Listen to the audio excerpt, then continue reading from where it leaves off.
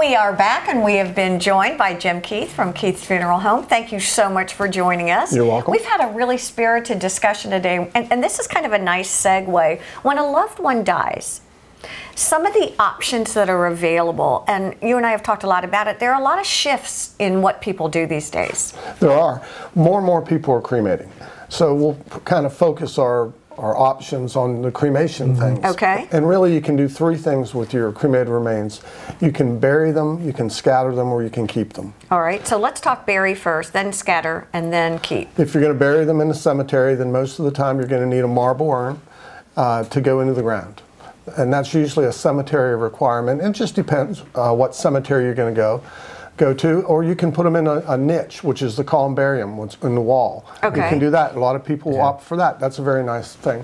And if you're going to scatter them, you can scatter them in a tube. See, this is really, really, really cool. I spent time with you a couple of weeks ago, and I had no idea, and I don't think we do until we are faced with someone that we have lost.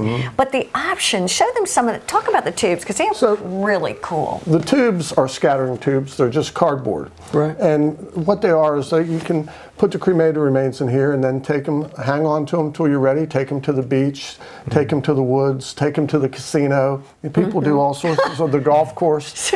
And you can go scatter those there. Now, if you have a little bit of, maybe you want to give some to your daughter or your granddaughter or something like that, maybe people want to take some with them. And the other thing, you have the mini urns too. Oh, here. Yeah, you've got one. Yes. Sure. So Jim, do people do a little of all the above? Or is it usually... Ask her. She's doing all the above. Exactly. Well, we lost my mom, and it was really sad, but it was really a celebration because all of the family came, and they have some little urns. And you know, we were talking. My dad is like, well, I kissed my wife every day, and now I kiss the urns. It's just what was sad was almost made joyful with the way that it was handled, and I think that's something that you were extraordinary about. Well, thank you, but you guys were very easy to work with. I mean, it was wonderful. I can't imagine her being easy to work with. Well, yeah, I was a little high maintenance, like, you know. Not very high maintenance, but it was it was nice. I mean, it was the way you all were with your mom was very respectful and loving. And, you know, it was a sad thing, but it wasn't sad because she's in a better place. And y'all addressed that, and there were so many people at the house, and it was special. Well, you know, and we were talking about some of the ways that you can honor your loved one. And we also lost a friend not so long ago. Right. And I had seen, when I came in, people are so creative. There was a sea turtle.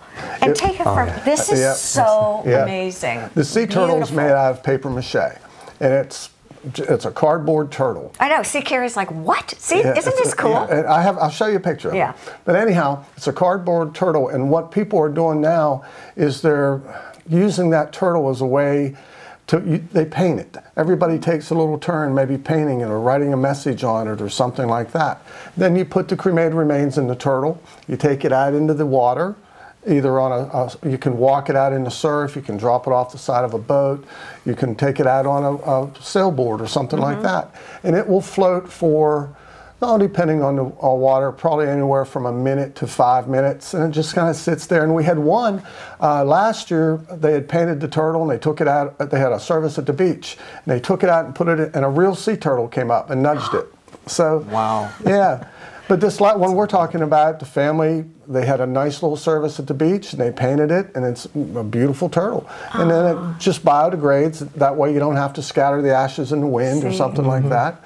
But it's a nice option that people can have. It's really amazing. It really is. I want to talk a little bit about, with John McCain passing away. John McCain, and we have the veterans scattering tube here, but this is Bob Biss, Major Bob Biss. He was shot down in 1966. His mom, or his sister, and my mother were best friends in high school. So I wore his POW bracelet. Oh, wow. All in the 60s and 70s. That's his POW bracelet. He came back after 2,306 days. That's pretty in captivity with the Hanoi Hilton, and he was in there at the same time as John McCain was. So I thought that would be appropriate, just because another POW, you know, McCain did so much for us as an American and a soldier, and they all do. The soldiers really do a lot. So we try to really help our veterans as much as we can also. One of the things I've always wondered is, and now that I've been through the experience, talking to Carrie, looking at you, is it something that you recommend that people before a loved one dies, just kind of get the lay of the land and find out a little, because you were very concrete. Here are your 3 choices for this, here are your 3 choices for that. In other words, what I call user-friendly. Sure. Because you're not in the best emotional state. Right.